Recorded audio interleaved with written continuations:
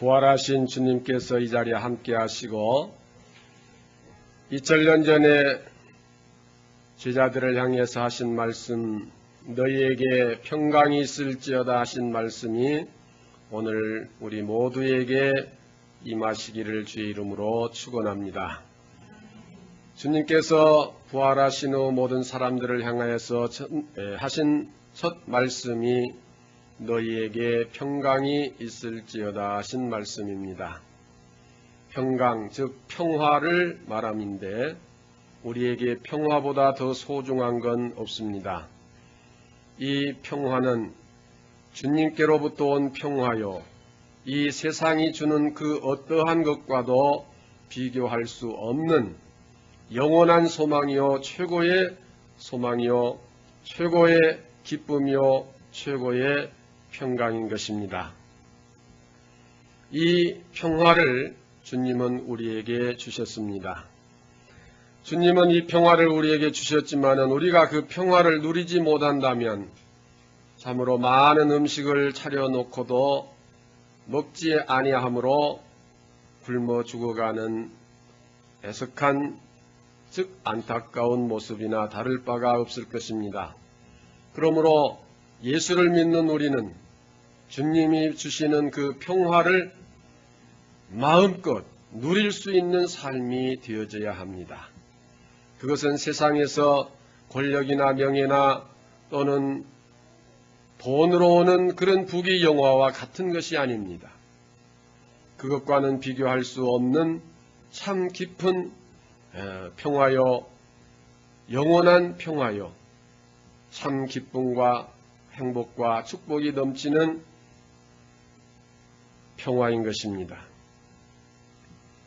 주님은 이제 제자들을 향해서 하신 말씀 가운데에 평화를 선포하시고 아버지께서 나를 보내신 것처럼 나도 너희를 보낸다고 말씀하셨습니다. 주님의 평화를 입은 자는 보냄을 받은 자가 되어져야 합니다. 보냄을 받는다고 하는 것은 사명이 있어서 그 사명을 실행하기 위하여 보내지는 것입니다. 우리 모두는 사명자들입니다. 하나님께서 우리를 이 땅에 보내실 때에 우리 모두에게 각자에게 사명을 주셔서 보내셨습니다. 우리는 그 사명을 잘 감당해야 할 것입니다. 또 보내실 때에 그저 보내지 아니하시고 성령을 받으라고 말씀하셨습니다. 숨을 내쉬면서 성령을 받으라 하셨는데 본래 인간이 창조될 때에 흙으로 빚어서 모양을 만드시고 하나님께서 그 코에 생기를 불어넣으심으로 생명이 되었다고 하셨습니다. 그것은 하나님의 형상, 하나님의 속성을 우리에게 넣어주신 것이고 이 성령은 바로 예수 그리스도의 인격을 의미합니다. 예수 그리스도의 인격을 갖춘 자, 곧 성령을 받은 자입니다. 그리스도처럼 살아가는 삶이 성령을 받은 자의 생활이고 또한 보냄을 받은 자의 생활이 되는 것입니다. 이제 보냄을 받은 자들이 나가서 할 일이 뭐냐 하면은 나가서 너희들이 죄를 사하면 그 죄가 사하여질 것이요 사하지 아니하고 그대로 두면 그대로 있을 것이라 하셨습니다. 죄를 사한다고 하는 것과 용서를 한다고 하는 것은 조금 다른 의미가 있습니다. 용서한다고 하는 것은 개인적인 의미가 있어요. 누가 나한테 잘못했을 때 내가 그거 다 이해하고 그거 다 없던 일로 생각하고 이제 없애버리자. 그렇게 해서 당사자 간에 이 죄 문제가 해결되는 것을 용서라고 볼 수가 있습니다. 그러나 나와 관계없는 일에 대해서 내가 그 죄를 사하는 권세가 있다고 하는 것입니다. 그 사람과 나와의 관계는 어떤 원한의 관계도 아니고 이해관계도 아니고 아무런 관계가 없지만은 그 사람이 하나님과의 관계에 있어서 죄를 안고 있을 때에 우리가 하나님을 대신하여 그 죄를 사할 수 있는 권한이 있다고 하는 것입니다. 이게 얼마나 놀라운 축복권입니까? 하나님을 대신하는 권한을 주신 것입니다. 남의 죄를 사하고 사하지 아니하고 할 수 있는 권한은 달리 표현하면은 그를 축복할 수도 있고 저주할 수도 있다고 하는 것입니다. 그러나 우리는 저주를 하지는 않습니다. 하나님의 축복권을 받은 우리들입니다. 그러므로 우리는 누군가를 위해서 기도하면 그에게 그 축복이 갑니다. 자식이 부모를 위해서 기도하고 부모가 자녀를 위해서 기도하고 형제가 형제를 위해서 기도하고 우리 성도들이 우리의 국민, 백성을 위해서 기도하고 더 나아가서 온 인류를 위해서 기도할 때에 그 기도가 하늘에 상달되어서 하나님께서 그 기도에 응답하시고 그 죄를 사해 주시고 또한 축복을 내려주신다고 하는 이런 놀라운 특권을 우리에게 주신 것입니다. 부활의 주님을 만난 사람은 이런 특권을 얻게 되는 것입니다. 우리는 예수를 믿는 사람들입니다.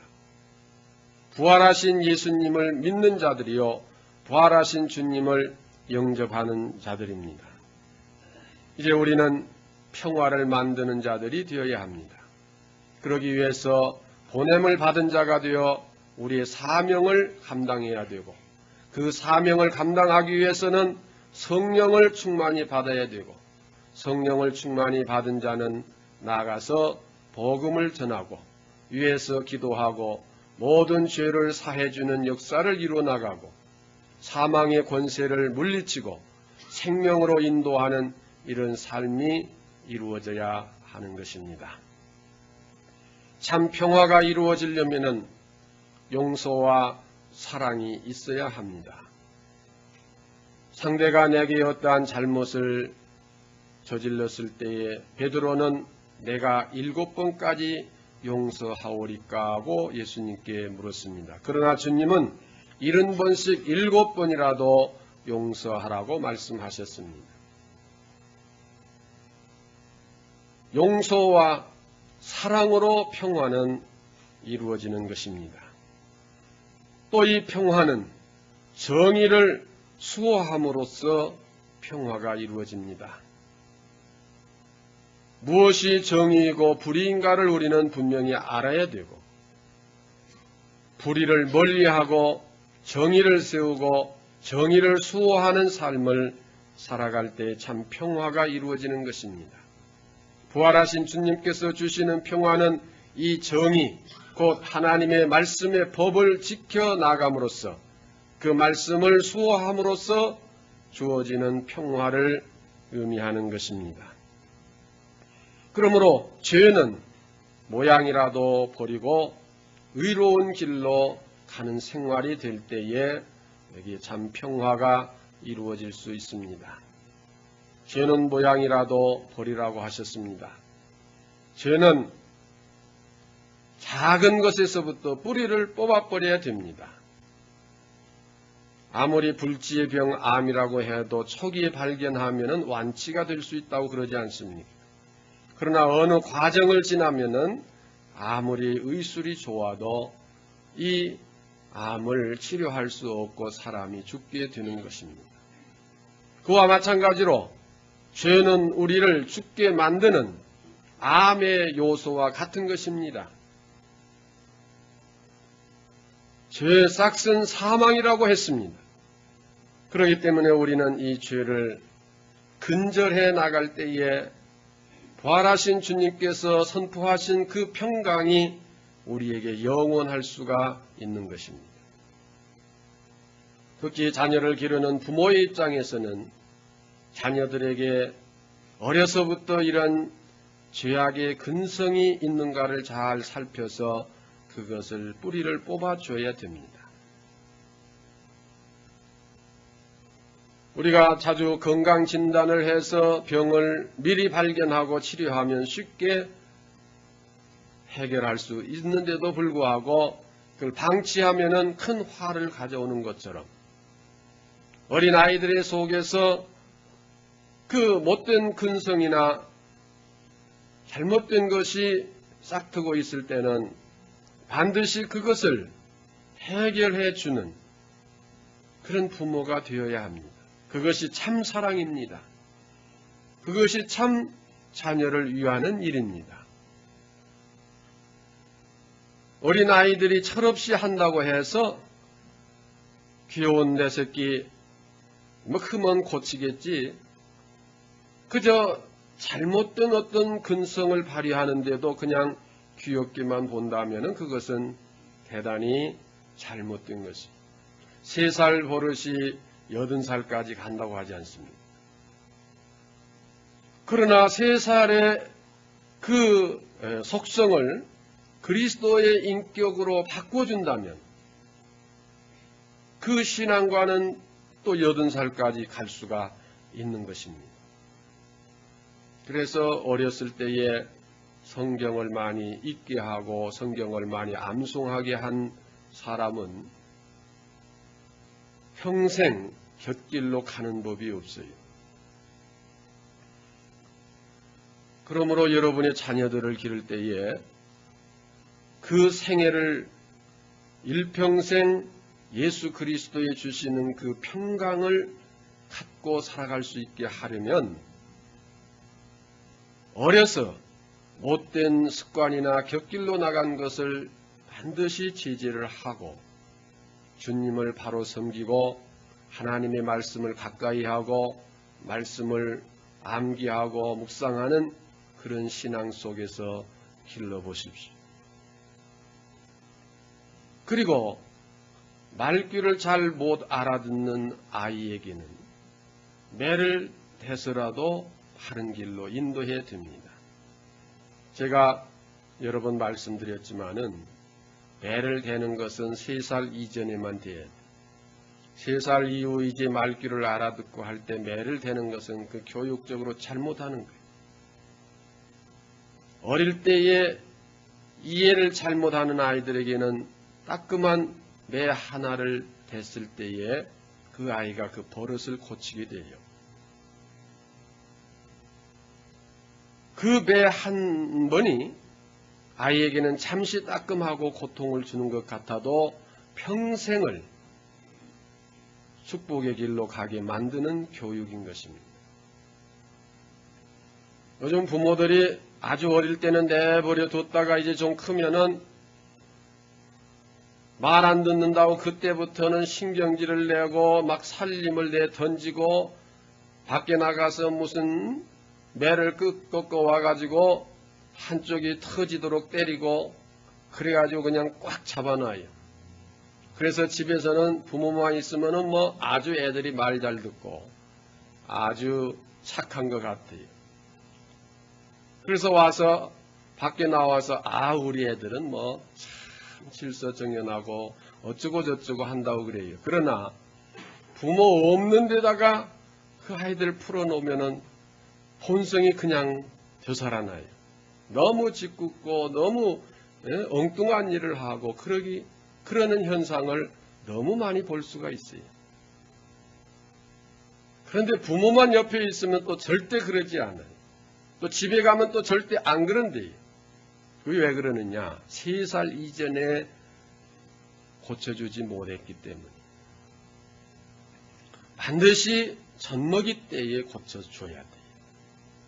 어려서부터 어떤 잘못된 것을 근절해서 하나님의 말씀 속에서 자라도록 할 때에, 즉 정의와 진리를 수호할 때에 거기에 그리스도의 참 평강이 있다고 하는 것입니다. 이 평화는 우리 예수님께서 함께 하실 때만이 영원히 지속되어지는 것입니다. 나무가 잘 자랍니다. 매년 열매를 잘 맺고 잘 자라는데 어느 날 이 나무를 그늘 속에다 넣어버리고 햇빛을 못 받게 해보십시오. 전혀 햇빛을 못 받고 자란다면 결국 그 나무는 죽어지고 마는 것입니다. 우리의 생명의 근원이시고 우리의 목자가 되시고 우리의 구주가 되신 예수 그리스도와 함께하는 삶을 살 때에 영원한 평강이 주어지는 것입니다. 주님은 우리의 소망입니다. 주님은 우리에게 영원한 생명이십니다. 영원한 우리의 친구이십니다. 주님과 함께 할 때에 참 평화와 참 기쁨이 주어지는 것입니다. 그 형무소에서 처형할 사람은, 즉 사형 집행을 할 사람은 마지막으로 원하는 음식을 마음껏 준답니다. 제가 안 들어가 봐서는 잘 모르지만은 듣는 말에 의하면 그래요. 고기가 먹고 싶다, 뭐 과일이 먹고 싶다. 하여튼 원하는 거 실컷 먹도록 준답니다. 또 그렇게 원하지 않더라도 사형 집행 당할 사람은 대우를 잘해주고 또 먹을 것도 아주 고급으로 넣어주고 그런데 자, 그 먹고 싶은 모든 것이 가득한 밥상을 받았다고 해도 그것이 그에게 기쁨이 될 수가 없어요. 그것이 평강이 될 수가 없어요. 왜냐하면은 몇 시간 후면은 사형틀에서 그 생명이 끊어질 수밖에 없기 때문입니다. 그러나 사형 언도를 받았던 사람이 어떤 특별 사면에 의해서 또 자기의 모든 죄과가 다 수사가 정상적으로 돼서 무죄가 증명이 돼서 풀려날 사람은 비록 매를 맞고 욕을 얻어먹고 밥을 안 줘서 굶기고 그럴지라도 그에게는 기쁨이 있는 것입니다.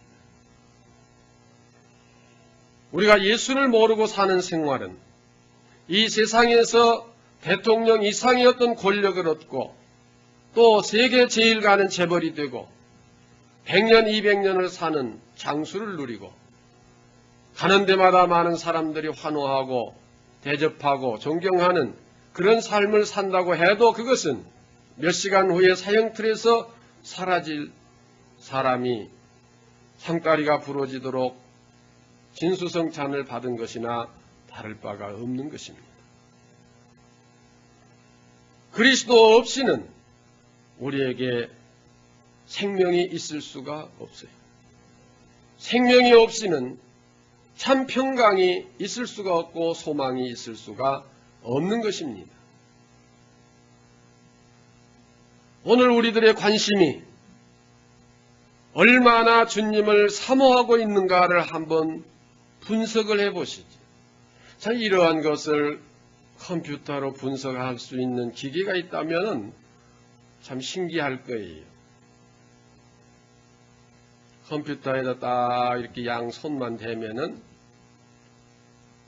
물질을 추구하는 마음이 51%, 주님을 추구하는 마음이 49%, 이렇게 나오면은 이거 한쪽으로 기울었다. 뭐 이렇게 수치가 딱딱 나온다면은 참 신기하겠는데 우리의 심령을 측정하는 것은 그렇게 컴퓨터로 될 수가 없겠죠. 여러분, 우리 한번 생각해 보십시다. 내가 평소에 늘 내 마음속에 사모하고 추구하는 마음이 어떻게 하면 돈을 많이 벌어서 부귀영화를 누리면서 편하게 살아볼까 하는 그 마음이 자리를 차지하고 있는지, 어떻게 하면 내가 주님을 모시고 주님을 영화롭게 하고 주님의 말씀을 따라서 선하게, 의롭게, 진실하게, 성실하게 살아갈 것인가? 그 주님을 사모하는 열정이 우리 속에 얼마나 있는지, 아니면 여러분의 자녀에 대해서 자녀를 사랑하는 마음이 어떻게 나타나고 있는지, 여러분 눈을 감고 기도하려고 하면 제일 먼저 무슨 기도가 되어집니까? 또 자녀를 위해서 기도하려고 하면 어떻게 기도가 되어집니까? 하나님, 우리 아무개 아이들에게 지혜를 주시고 건강을 주시고 공부 잘하게 하시고 장차 훌륭한 인물이 되게 하여 주옵소서. 이거 다 부모가 할 수 있는 공통적인 기도 아니겠습니까? 자, 그런 기도에 비해서 하나님 아버지, 우리의 자녀들이 실패를 하거나 병들거나 어려움을 당하거나 어떠한 경우에도 하나님을 경외하고 믿음 중심으로 살고 주님 말씀 따라 사는 자녀들이 되게 하여 주옵소서 하는 그 기도와 아까 말씀드린 기도가 어느 기도가 먼저 되고 어느 쪽으로 여러분의 마음이 뜨겁게 강하게 생각이 되어집니까? 어느 부모를 막론하고 자식이 건강하고 공부 잘하고 출세하기를 바라는 것은 다 같아요. 그러나 우리의 마음속에는 비율로 따진다면 정확히 표현할 수가 없겠지만 그것은 10%라면은 주님을 사모하고 주님의 말씀을 준행하고 믿음으로 살기를 바라는 마음이 90% 이상 우리 중심 속에 차지하고 있을 때 그게 온전한 사랑이요 영원한 평강이 자녀에게 주어지는 것입니다. 우리는 이 믿음을 길러줘야 됩니다. 이 믿음을 넣어줘야 됩니다. 그것을 위해서 기도해야 됩니다. 그래서 잘 먹이려고 애를 쓰고 그저 어떻게든 돈 얼마가 돈이 들든지 그냥 많이 가르치려고 애를 쓰고 저는 가르치지 말라고 한 말은 한 번도 해보지 않았어요. 가르치기 위해서는 집도 팔라고 그랬어요. 예? 필요하면. 집을 팔아서도 모자라면 남편도 팔으세요. 예. 그래도 모자라면 자기를 파세요. 그렇게까지 가르치라고 저는 권면합니다. 그러나 그 가르치는 속에 믿음이 90% 이상이 들어가는 가르침, 그런 교육을 생각하시라고 하는 것입니다. 믿음을 넣어주기 위한 모든 교육이 되어질 때에 그 자녀가 정말로 축복을 받은 영원히 그리스도의 평강을 누리는 자녀가 되어질 수 있는 것입니다. 주님은 부활하셔서 우리의 첫 열매가 되어주셨습니다. 첫 열매라고 하는 것은 우리에게 어떤 모델이 되어주셨다고 하는 의미가 있습니다. 자, 이 형광등을 만들 때에 처음에 하나를 만들어 가지고 불이 들어오는지 안 들어오는지 시험을 해볼 것입니다. 아, 들어오는구나. 이렇게 만들었더니 길이는 몇 센치로 둘레는 어떻게 속에 넣는 부속은 뭘 넣고 무슨 어떤 방법으로 이렇게 만들어서 내놨더니 불이 잘 들어온다. 그렇게 실험을 해보는 거예요. 그래서 그게 모델이고 샘플이에요. 견본이에요. 그 다음에는 시험 안 하고 그와 똑같이 만들어서 수천 개, 수만 개, 많은 것을 만들어도 다 그렇게 불이 들어오는 거예요. 우리 예수님 한 분이 무덤의 권세를 해치고 부활하셔서 우리의 영원한 소망의 모델이 되어주셨어요. 우리도 주님을 따라가면은 주님처럼 부활하게 되고 주님처럼 영원히 사는 영생을 갖게 되는 것입니다. 이러한 주님을 우리가 떠나서 주님과 별개의 삶을 산다고 한다면은 마치 샘플로 만든 그 견본의 물건처럼 만들지 않고 길이를 달리한다든지 속에 부속을 다른 걸 쓴다든지 성분을 다른 걸 넣는다든지 해서 만들어내는 것과 다를 바가 없는 것입니다. 주님이 주시는 참 평강은 주님처럼 사는 삶을 통해서 주어진다는 말씀입니다. 아버지께서 나를 보내신 것 같이 나도 너희를 보낸다고 하셨습니다. 즉 주님처럼 보냄을 받은 삶을 우리가 살아가야 되는 것입니다. 하늘이 열리고 하늘에서 성령이 비둘기같이 예수님 위에 임한 모습이 보였던 것처럼 예수님이 숨을 내쉬면서 주시는 그 성령을 우리가 받아야 된다고 하는 것입니다. 주님이 마지막 십자가상에서 마지막까지 아버지여 저들의 죄를 사하여 주옵소서 하고 기도하심으로 우리의 죄가 사함받고 구원받을 수 있었던 것처럼 이제 우리도 남을 위해서 기도하고 희생하고 헌신하고 봉사하는 삶이 되어질 때 거기에 참 평강이 주어지는 것입니다. 그러므로 그리스도의 소망을 가진 자는 기쁨이 넘치는 것이요 모든 삶에 긍정적이고 적극적인 것입니다. 부활의 소망을 가진 사람은 걱정하지 아니합니다. 근심하지 아니합니다. 염려하지 아니합니다. 늘 기쁨이 충만한 것입니다. 가난한 사람이 물질이 있어야 기뻐할 수 있는 것이지 병든 사람이 병이 나아야 기뻐할 수 있는 것이지 실패한 사람이 다시 성공할 수 있어야 기뻐할 수 있는 것이지 그렇게 반문할지 모르지만은 성공했던 사람이 실패할지라도 예수 그리스도가 함께 계시면 성공됐을 때보다도 더 큰 기쁨이 그에게 있을 수 있는 것입니다. 가난한 사람에게 주님이 함께 하시면 부자인 사람보다 훨씬 더 기쁨과 평강이 넘치게 되는 것입니다. 우리는 빚을 얻어서라도 새 집을 마련하면은 빚을 좀 더 내서라도 집들이를 해요. 왜냐하면 집을 마련한 기쁨을 가지고 혼자만 누릴 수 없어서 여러 사람을 초청해서 장만해서 먹이는 거 아니겠습니까? 자, 좋은 것을 얻었을 때는 좀 내가 없어도 빚을 내서라도 남을 대접하는 것이 그게 우리 삶의 한 양상입니다. 성경에도 잃었던 양을 찾았을 때는 이웃을 불러서 잔치를 한다고 그랬어요.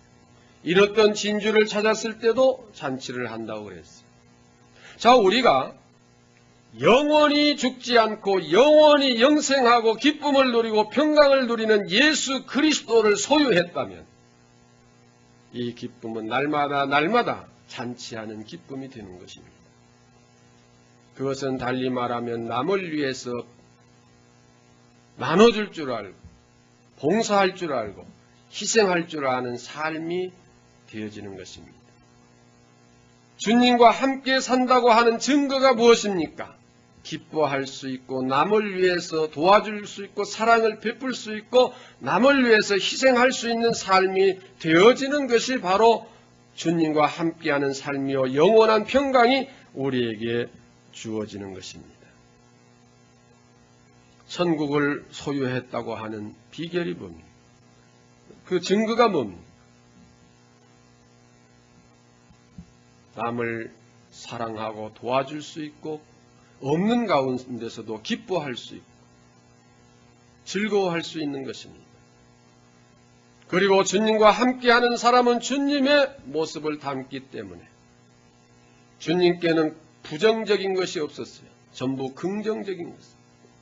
주님께는 예만 있고 아니오가 없습니다. 긍정적인 사고력을 가져야 돼요.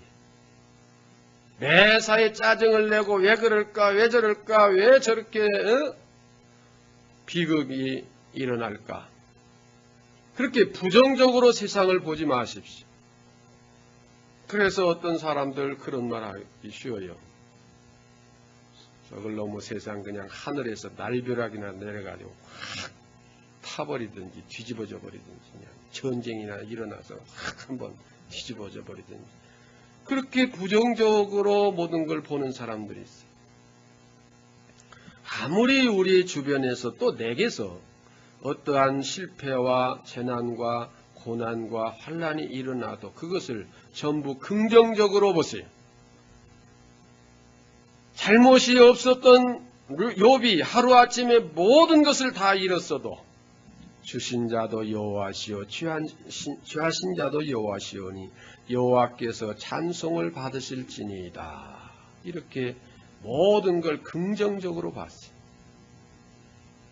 주님이 우리와 함께 하시는 삶의 양상은 모든 것을 긍정적으로 보는 것입니다. 비관하지 않습니다. 그것을 통해서 하나님의 음성을 들을 수 있는 삶이 되요. 날 때부터 소경된 사람이 지팡이를 짚고 이렇게 저렇게 다니면서 때로는 이리 넘어지고 저리 넘어지고 얼마나 참 불쌍합니까? 제자들은 말하기를 부정적으로 봤어요. 얼마나 죄가 많으면 저렇게 됐습니까? 누구의 죄로 저렇게 됐겠습니까? 자기의 죄겠습니까? 부모의 죄겠습니까? 그러나 긍정적으로 보신 주님은 자기의 죄도 부모의 죄도 아니라 하나님의 하시는 일을 나타내기 위해서 함이라고 하셨습니다. 때로는 실패할 수 있습니다. 병들 수 있습니다. 환난을 당할 수 있습니다. 그러나 모든 것을 긍정적으로 보면 이 일을 통해서 하나님이 하시는 일이 있을 것이라고 하는 것을 우리는 깨달을 수 있고 그 일을 통해서 기쁨을 얻을 수가 있는 것입니다. 저는 식구들끼리 가끔 그런 소리 해봐요. 내가 자랄 때 조금 넉넉하게 좀 부자로 살았더라면 나는 절대 목사가 안 됐을 텐데 이러이러한 과정이 있었기 때문에 내가 목사가 됐고 그런 걸 보면은 참 가난했던 것이 얼마나 감사한지 모르겠다. 만약에 내가 다른 길로 나가서 뭐 정치를 한다든지 사업을 한다든지 무슨 뭐 어느 계통으로 갔다든지 간에 예수를 모르고 그쪽으로 갔다면 남보다 건강하지 잘 먹지 술을 마시기로 따진다면 뭐 남 갑절은 먹지 않겠어요? 그러니 뭐 죄를 짓는다면 남보다도 또 갑절이나 죄를 짓지 않겠어요? 그러나 그러한 걸 다 막으시고 나를 목사되게 하시고 제 성격이 또 참 망난이 아닙니까? 여러분 다 아시니까 뭐 하는 소리입니다만 그것이 세상적으로 잘못 풀렸다면 얼마나 나가서 또 나쁜 일을 많이 했겠어요. 그러나 가난했기 때문에 어떤 고난을 내가 당했기 때문에 이 길로 오게 됐고 주님이 인도하셨다. 감사할 따름입니다. 지나고 보면 모든 것이 하나님의 은혜인 것입니다. 그러므로 우리는 주님과 함께하는 삶은 매사를 통해서 병들고 실패하고 사고를 당하고 환난을 당하고 재난을 당할지라도 그 속에서 감사와 기쁨이 넘치는 생활이 되어지는 것입니다. 이것이 주님이 주시는 평화입니다. 너희에게 평강이 있을지어다. 이것이 주님의 선포인 것입니다.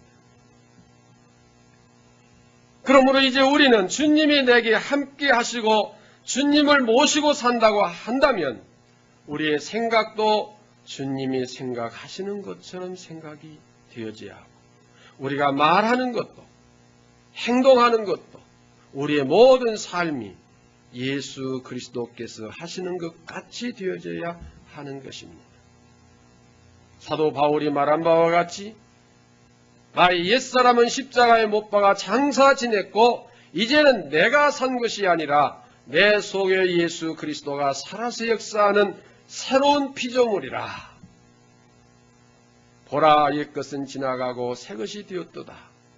이렇게 말할 수 있는 우리의 삶이 되어져야 합니다. 이것이 부활의 신앙이요 주님이 주신 평강의 선포가 함께하는 삶이요 어떠한 역경 속에서도 기뻐하고 감사하고 즐거워할 수 있는 참 행복과 축복이 있는 삶입니다.